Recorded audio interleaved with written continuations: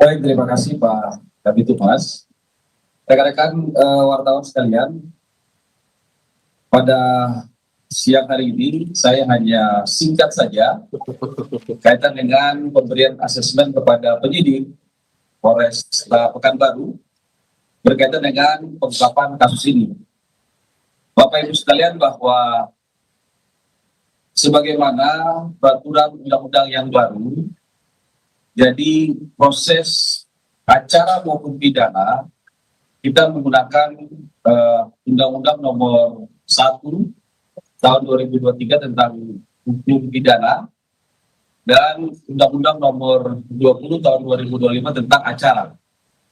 Kemudian rekan-rekan sekalian, bahwa Polda Riau, terutama Ditkrimum Polda Riau, memberikan asistensi, kemudian bantuan teknis dan taktis kepada Polresta Pekanbaru untuk pengungkapan kasus ini.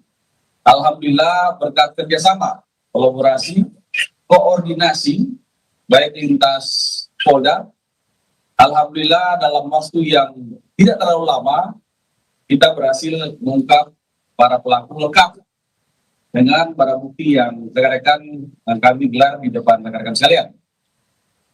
Pertanyaan rekan-rekan nanti, kenapa barang bukti ini masih lengkap? Jadi rentan kejadiannya adalah sebenarnya awalnya adalah mereka ingin mencuri.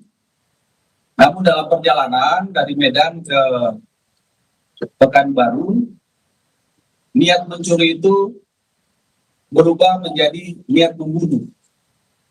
Kawan-kawan sekalian, bahwa rencana awal itu mereka ingin membunuh bukan hanya satu saja, tapi 4 orang yang ada di rumah, yaitu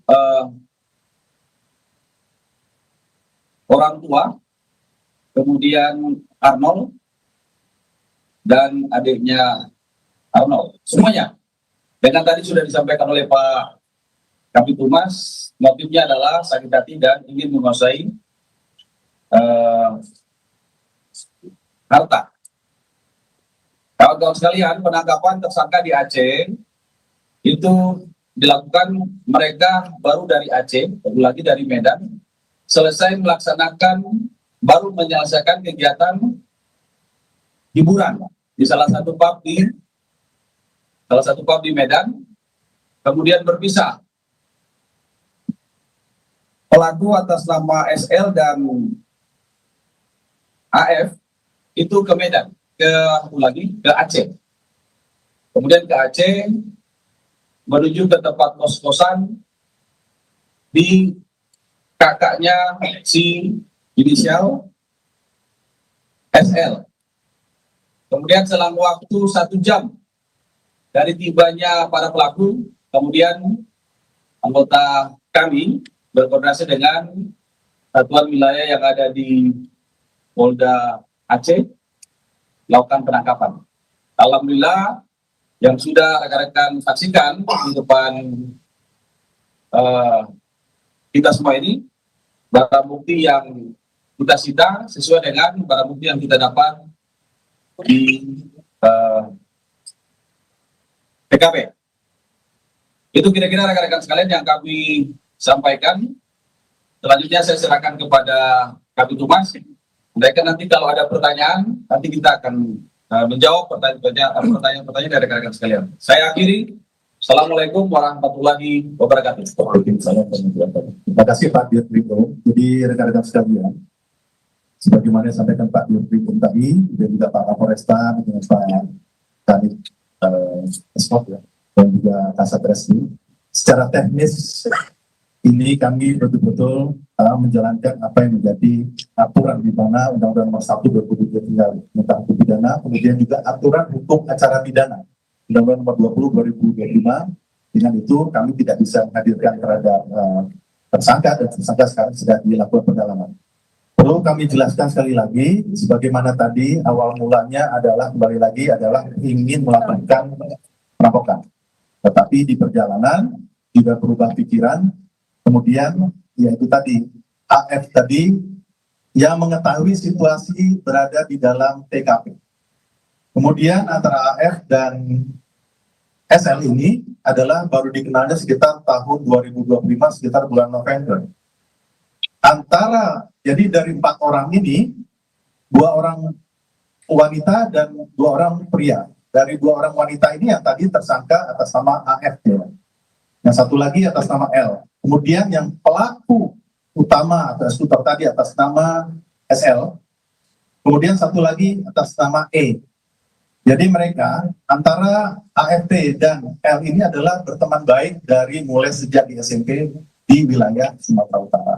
Sehingga diajak untuk menemani ke Pekanbaru dari Takengon Aceh dengan menyewa kendaraan yang digunakan oleh pelaku yang 4 orang tersebut. Dan kendaraan itu dijadikan barang bukti. Nah, sesampainya di Pekanbaru tentu berubah pikiran ya di antara mereka. Dan perlu saya sampaikan juga, niat itu berubah dari ingin merampok akhirnya menjadi melakukan pembunuhan. Jadi sudah direncanakan, sudah 4 kali melakukan suatu perencanaan untuk mensurvei lokasi tempat kejadian perkara tersebut. Dan pada saat itu juga tentunya rasa curiga daripada korban tidak ada sama sekali karena selama ini hubungan cukup baik. Walaupun ya perlu saya jelaskan pernikahan antara ya anak yang pertama dari korban dengan tersangka ini berlangsung di tahun 2022. Namun di tahun 2023 tidak sampai 1 tahun itu tersangka keluar dari rumah tersebut sebagaimana tadi dijelaskan oleh Bapak Dirkrimum ya karena adanya rasa sakit hati dan juga dijelaskan juga Pak Kapolres maupun Kasat Reskrim karena ada suatu tekanan secara verbal. Jadi tekanan secara verbal itu yang membuat dia jadi sakit hati. Jadi itulah awal mulanya kesakit hatinya karena ada perkataan secara verbal yang dirasakan jadi sakit, kemudian juga dari segi ekonomi itu tidak tercukupi juga dari keluarga itu dan juga masih ketergantung dengan keluarga besar korban ini. Jadi yang perlu saya sampaikan setelah berkenalan dengan SL tadi eksekutor, jadi memang sudah fungsinya satu-satu mempunyai peran dan fungsi masing-masing. Setelah berkenalan itu ingin menghabisi seluruh harta yang ada di sana ataupun juga barang milik korban, ya. Bahkan tadinya ingin merampok tapi ingin dihabisi dengan pertimbangan akan dia kuras habis, ya termasuk kendaraan dan sebagainya. Jadi hal ini yang merubah dan hasil pemeriksaan daripada keempat tersangka tersebut baik itu adalah AFT maupun dari SL termasuk E dan L itu adalah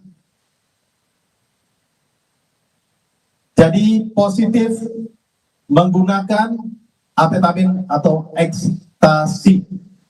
Jadi di sini ada suatu pengaruh daripada stimulan dan halusinogen sehingga pelaku dapat berani melakukan aksinya secara keji. Inilah yang perlu rekan-rekan ketahui.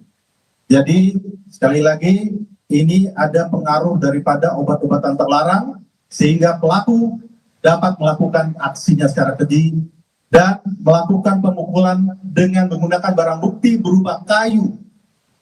Ya, sebalok kayu itu yang kayu broti yang sudah dipersiapkan jauh-jauh hari. Dan pemukulan itu tidaklah cukup sekali mengarah ke kepala dan juga mengarah kepada dada.